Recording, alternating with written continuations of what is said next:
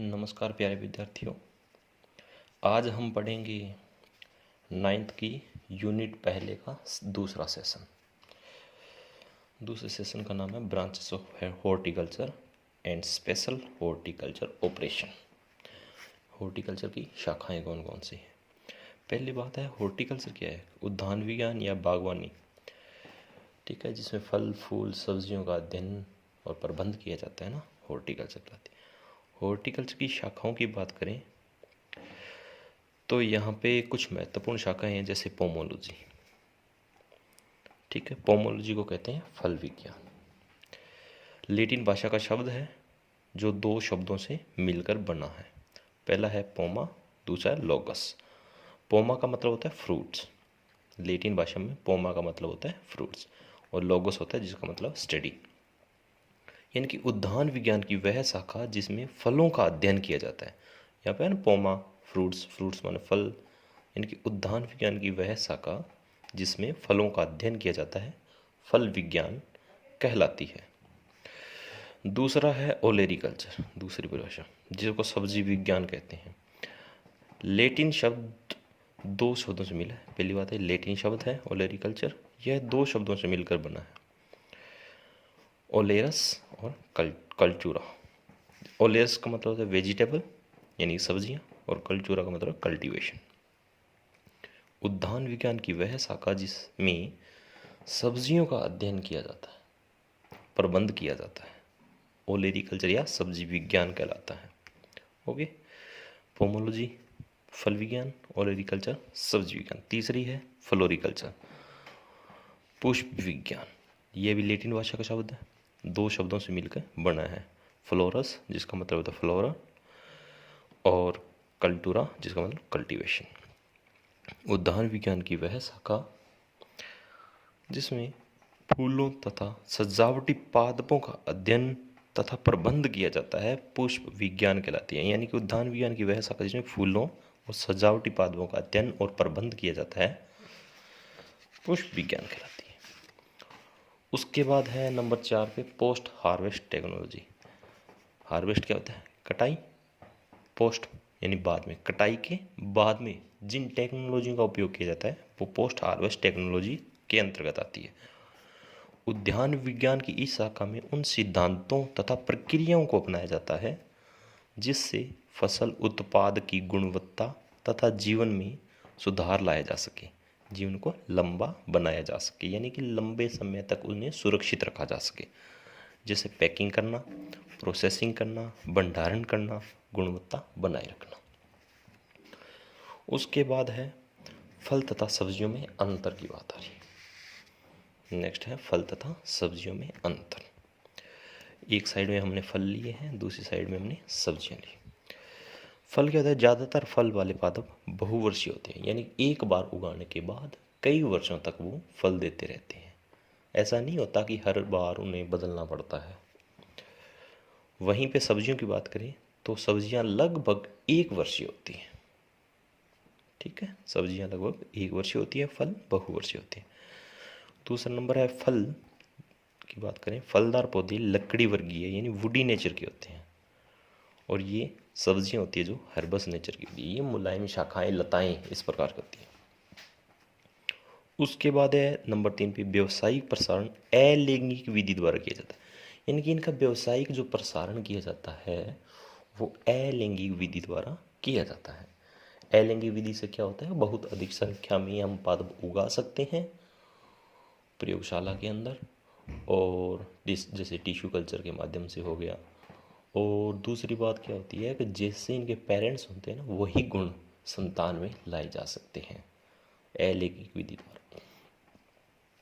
और जो सब्जियां होती है इनका व्यावसायिक प्रसारण लैंगिक विधि द्वारा, इनकी क्या होता है? बीज पैदा किए जाते हैं और बीज आगे व्यावसायिक प्रसारण काम में लिए जाते हैं। नंबर 4 की बात करें तो ट्रेनिंग और प्रूनिंग की आवश्यकता पड़ती है।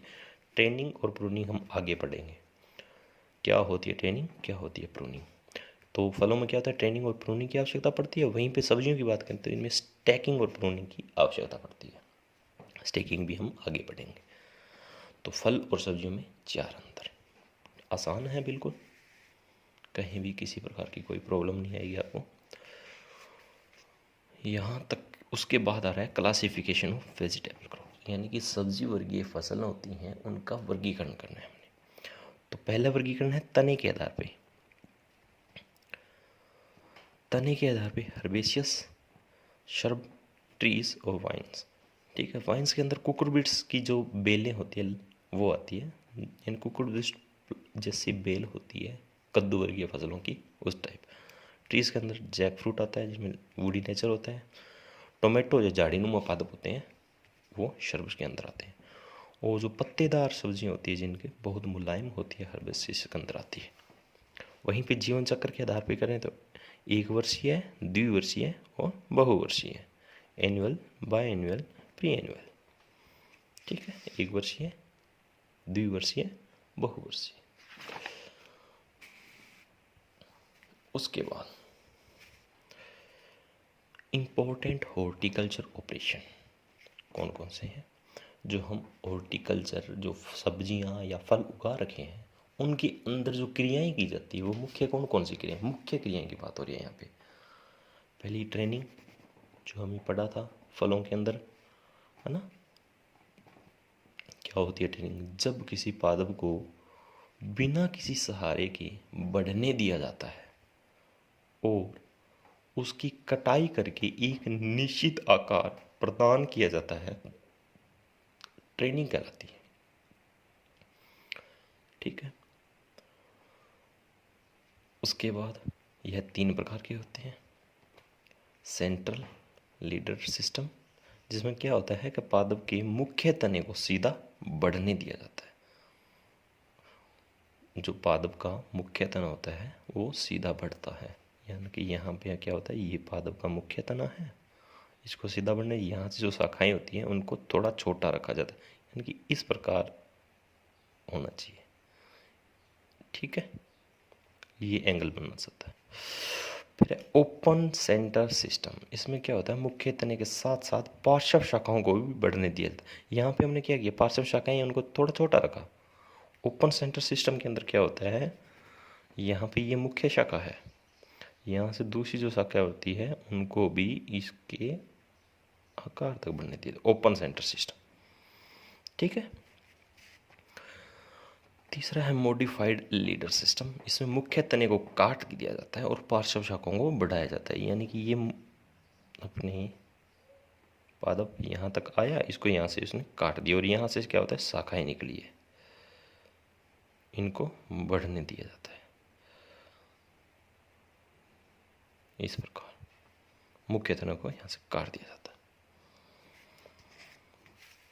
ट्रेनिंग समझ आ गई, यानी कि जब किसी पादप को बिना किसी सहारे के बढ़ने दिया जाता है, उसकी कटाई करके एक निश्चित आकार दिया जाता है, ट्रेनिंग कराता है। 3 प्रकार का हो गया, सेंट्रल, ओपन और मॉडिफाइड।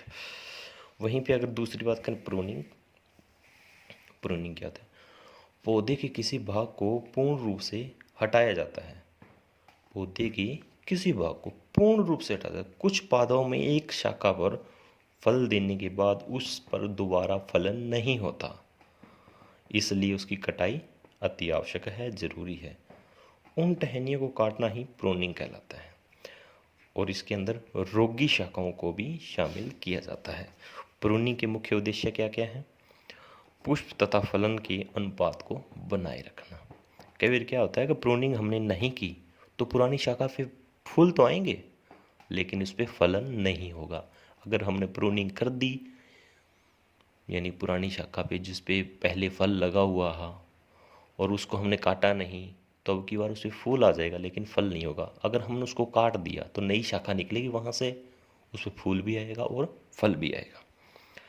फिर एकांतरण फलन की समस्या को रोकना। वही एकांतरण फलन, यानी कि एक बार उसने फल दिया तो अगली बार नहीं देता, तो पुरानी शाखा पे कभी फलन नहीं होता। कुछ पादपों में जैसे सिट्रस के जो प्लांट होते हैं उनमें करना ज़रूरी होता है। रोगी शाखाओं को भी हटाना एक प्रूनिंग की श्रेणी में आता है। कोई रोगी है शाखा, कोई इंसेक्ट लगा हुआ है, किसी प्रकार का पेस्ट लगा हुआ है, टूटी हुई है, उसको हटाना। पादपों की वांछित वृद्धि को नियंत्रित करना। कई बार क्या होता है, पादप बहुत ज़्यादा वांछित वृद्धि कर लेते हैं तो उनकी टहनियाँ एक दूसरे से इस प्रकार इकट्ठी हो जाती है कि उनमें फलन आसानी से नहीं हो पाता, फूल लगेंगे तो नहीं होंगे अच्छी तरह। और अगर फल लग गए तो उनको तोड़ना बहुत मुश्किल होता है। इस प्रकार उनके बचने के लिए भी प्रूनिंग करते हैं।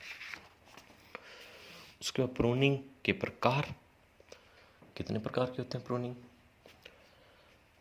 2 प्रकार की होती है, एक थिनिंग आउट होती है, एक हेडिंग बैक होती है। थिनिंग आउट में क्या होता है कि मुख्य शाखा से निकली छोटी शाखाओं या टहनियों को पूर्ण रूप से आधार भाग से हटाना थिनिंग आउट कहलाता है।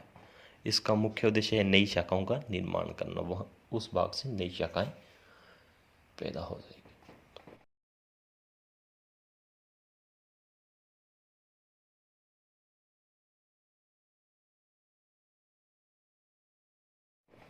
दूसरा हेडिंग बैक, इसमें मुख्य शाखा से निकली छोटी शाखाओं को अग्र भाग को हटा दिया जाता है।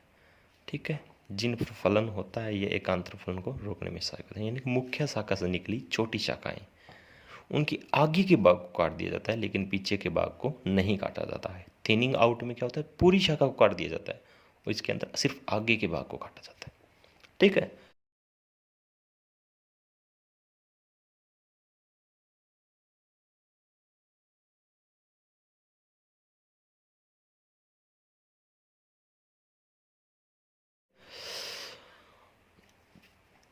उसके बाद है स्टैकिंग, ये सब्जियों में किया जाता है। सहारा देना बोलते हैं इसको। झाड़ीनुमा पादपों में टहनियों को जो फलन के कारण भूमि के यानी किसी पादप के, जैसे टमाटर का पादप है उसमें टमाटर लग गई तो कहते हैं बहुत वजन होने के कारण झाड़ी वो नीचे लग जाती है उसकी टहनी, तो उस टहनी को सहारा देना ही स्टैकिंग कहलाता है ये।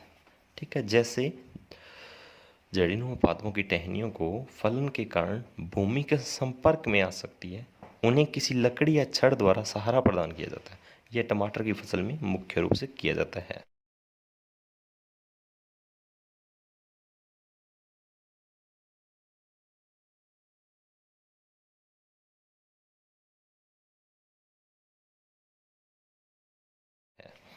स्टैकिंग के लाभ की बात करें, क्या क्या लाभ होते हैं? पादप को सहारा मिल जाता है, अच्छी बात है। फल की गुणवत्ता बनी रहती है। ये गुणवत्ता कैसे बनी रहती है? क्योंकि भूमि के संपर्क में आने से फल में रोग लग जाते हैं, फल में दाग धब्बे लग जाते हैं, फल सड़ जाता है, गल जाता है, या कोई पेस्ट खा जाता है उसको, तो उससे क्या होता है उसकी गुणवत्ता खराब हो जाती है। और हम सहारा दे देंगे तो भूमि से ऊपर उठेगा, ऊपर उठेगा तो वो इन सब चीज़ों से बचाव हो जाएगा। फिर कवकनाशी तथा कीटनाशी का छिड़काव आसानी से किया जा सकता है। अगर पौधे की शाखाएं भूमि से संपर्क कर लिया तो क्या होगा, एक इस प्रकार झाड़ीनुमा बन जाएगा, छतरीनुमा, तो उससे क्या अंदर वाले भाग पे किसी प्रकार की दवाई नहीं पहुंच पाएगी। अगर हम सहारा दे देंगे क्या होगा, खुल जाएगा पादप, जिससे दवाइयाँ वगैरह छिड़काव आसानी से किया जा सकता है। फल को कीट तथा पेस्टों से बचाया जा सकता है। नीचे भूमि पर घूमने वाले जो पेस्ट हैं, चूहा, गिलहरी, तो वो क्या होता है, अगर फल भूमि के संपर्क में है वो उन्हें आसानी से खा सकते हैं, और इससे बचाव के लिए क्या होता है, स्टेकिंग जरूरी है। उसके बाद है कुछ महत्वपूर्ण प्रश्न इसी पाठ का, क्योंकि हमने पाठ पूरा कर लिया है। यहाँ पे प्याज के जीवन चक्र के आधार पे प्याज को बाइनियल माना जाता है। फूल गोभी का खाने योग्य भाग कौन सा है, कर्ड। जीवन चक्र के आधार पर एक वर्ष या एक मौसम के पादप एनुअल कहलाते हैं, एक वर्षीय। भारत में रबी का मौसम प्रारंभ होता है अक्टूबर में, और तरबूज यानी वाटरमेलन कौन से मौसम की फसल है, समर मौसम की फसल है। आपको लेसन कैसा लगा कमेंट करके बताइए। किसी प्रकार की परेशानी का सामना करना पड़ रहा है तो वो भी आप बता सकते हैं। धन्यवाद।